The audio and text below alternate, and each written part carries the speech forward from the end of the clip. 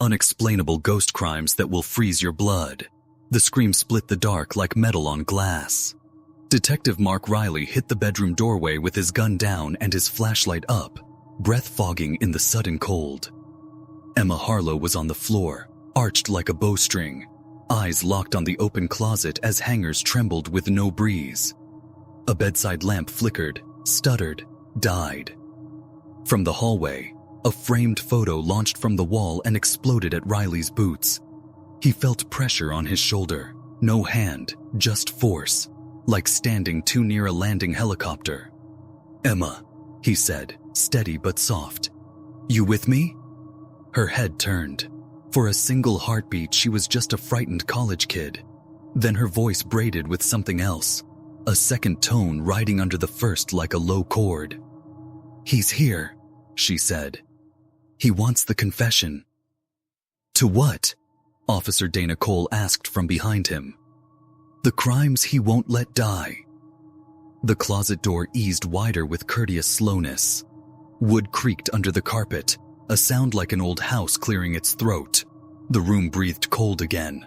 Riley's teeth clicked. Somewhere downstairs, a phone buzzed with a bright, ordinary vibration that made the horror worse by contrast. It hadn't started here. 3 weeks earlier, under a bright March sky in Cedar Ridge, Ohio, Emma had walked into St. Matthew's and told Father Gabriel Reeves she couldn't sleep. Not nightmares. Arguments. Male voices over her pillow, angry about her. She'd recorded them, bursts of static where words rose and fell like faces crossing a window. Her parents chalked it up to grief. Her brother Ben had died in a winter wreck, but Emma kept a log just like the priest asked. Times, smells, phrases, places named. The places got weird. A pawn shop by the river, a mile marker on Route 6. Exactly 3:03 a.m. 3 nights in a row, the TV clicked onto Dead Snow, the Soul. Door at the bottom of the stairs opened when everyone was upstairs. The family cat went missing. Its collar appeared on the porch, still buckled. The motion camera caught a shadow moving past Emma's door at night. Shoulders, head, left arm pinned tight as if injured. The name came once, like a verdict. Benji Kincaid. 10 years gone, never charged. Last seen the week Cedar Ridge had 3 burglaries that turned rough. Some said he drowned. Some said he slipped past state lines. No one ever said he was in a girl's bedroom whispering about what he hid. Father Reeves called the diocese. He told them to keep Emma fed, hydrated, and never alone after midnight. He also told Riley, who'd stopped by the rectory on another case, that some things looked spiritual until they looked criminal, which was how the parents, the priest, and 2 officers ended up in Emma's room tonight, cold burning their lungs, fear prickling like a live wire. Dana's radio crackled. "Unit 12, Prince from the Harlow residence came back." Riley thumbed his mic. "Go." A pause. "Match to deceased subject Benjamin Kincaid." The lamp flicked once, like a nod. Emma's lips moved, the second voice surfacing. "Detective. He says you're standing on it." Under his boots, the floor sounded hollow. Then the closet door swung fully open, and something inside knocked back. The knock from inside the closet was unmistakable. Wood on wood, a sound with weight behind it. Detective Riley's pulse jumped as the parents gasped. Father Reeves lifted his cross, voice trembling as he whispered prayers into the charged air. Emma stayed curled on the floor, her lips moving in silent words that didn't match the priest's. Riley crouched, palm flat against the hardwood. Hollow. He tapped once with his knuckles. An echo answered, faint but sharp. Someone, or something, was inside the walls. He steadied himself and glanced at Officer Cole. She shook her head, whispering, "This is wrong, Mark. Dead men don't leave fingerprints." But the evidence said otherwise. The lab confirmed prints of Benji Kincaid, a man who'd vanished a decade earlier, the prime suspect in 3 burglaries turned violent.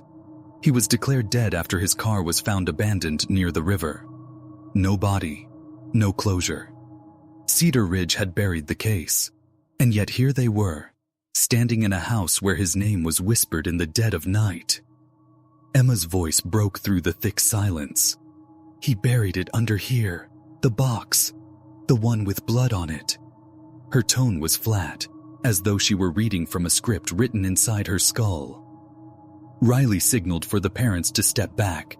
He pushed open the closet, expecting dust and old coats.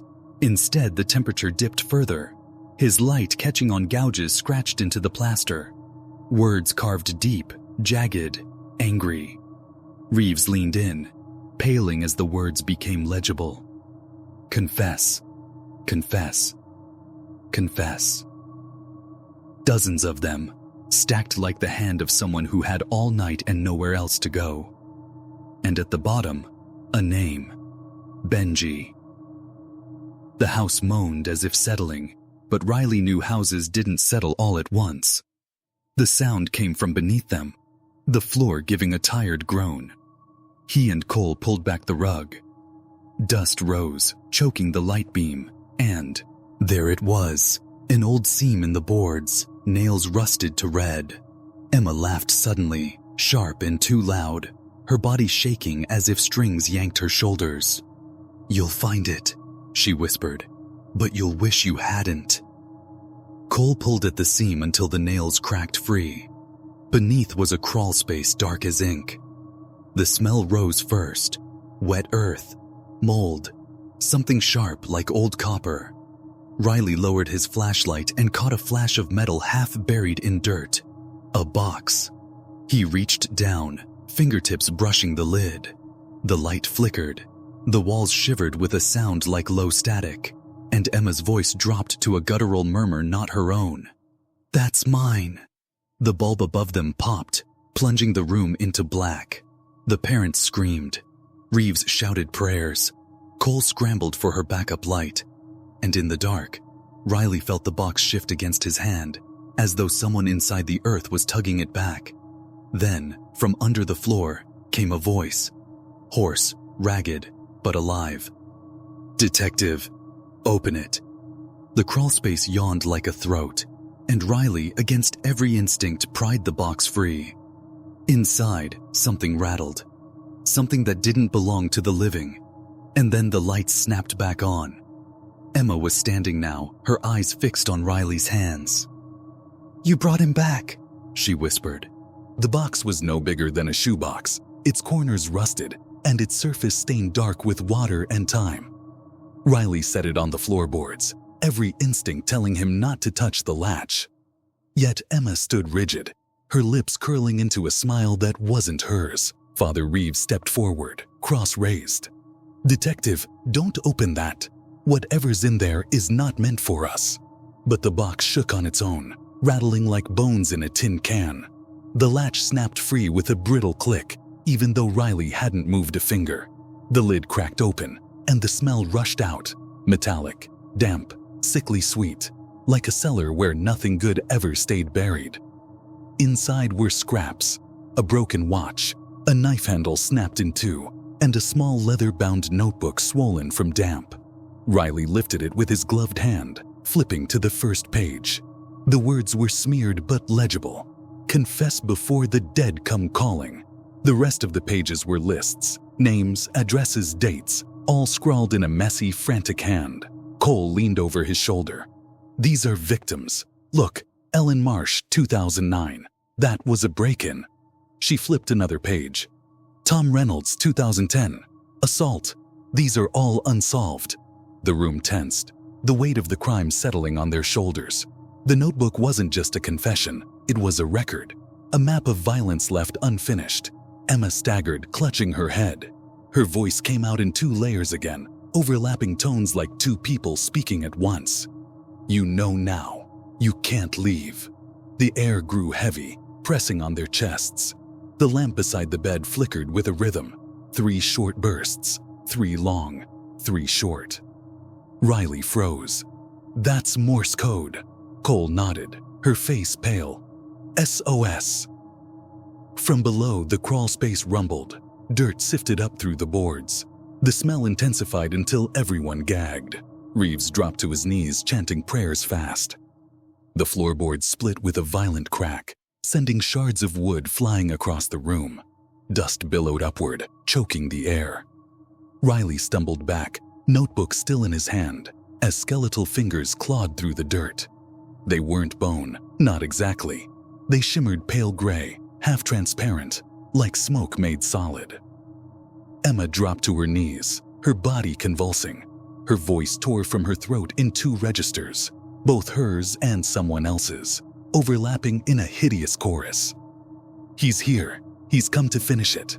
Father Reeves pressed his cross against her forehead, whispering desperate prayers, but Emma only laughed, a hollow, echoing sound that didn't belong to her. Kevin and Lila clung to each other at the door, too terrified to move forward, too horrified to flee.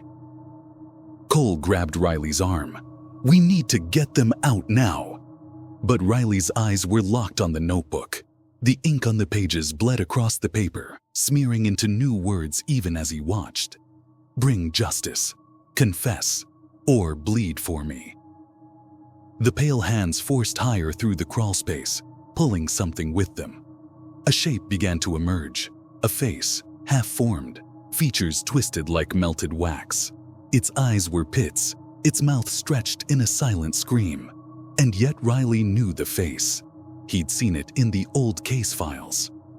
"Benji Kincaid," Riley whispered. The specter's jaw unhinged with a sound like tearing fabric. The room roared with a sudden wind that had no source, ripping photos from the walls, scattering papers like startled birds. Emma's body arched, every muscle straining as she screamed, "He's not done! He needs more!" The notebook in Riley's hand grew searing hot. He dropped it to the floor, but instead of falling flat, it opened on its own. Pages flapped wildly until stopping at the very back, where a fresh list was being written by invisible ink. And at the bottom, beneath victim after victim, a